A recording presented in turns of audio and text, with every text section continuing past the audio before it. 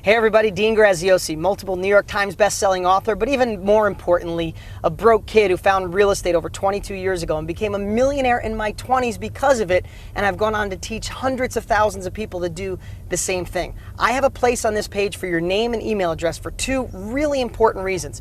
One, I've created the best training I've ever put together in my life to show anyone how to take advantage of this down market and put money in your pocket. I don't care if you're broke and in debt and never thought about real estate, or you're an investor that wants to go the next level. You need to put your name and email address and be ready to be blown away. Secondly, just for entering your name and email address and watching my training videos, one of you is going to win one of my investment properties. $65,000 is what Zillow says it's worth. It's rehabbed and rented for $750 a month. Somebody's going to get the keys. No catch, no strings, no kidding. And lastly, I produced a video that shows my life, well, if I didn't do something different, if I didn't take action with real estate. I'd like to show you that right now. But at any time, put your name and email address, and I'll see you on the other side.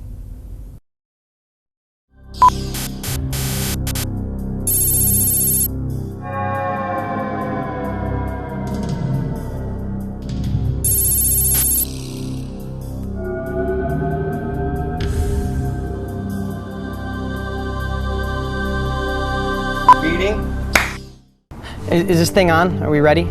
Yeah, I guess I'm getting paid $100 for some alternative lifeline or something. Hey, I could use the $100.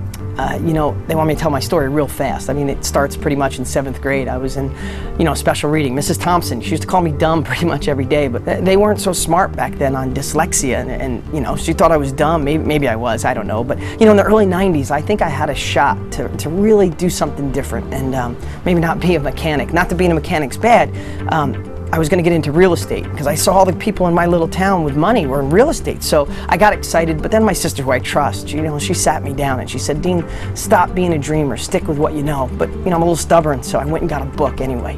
And I started reading. I was pretty excited about real estate, but then my dad saw the book and he sat me down. It was pretty similar, except he said, those people started with money and probably a college education, and you don't have money.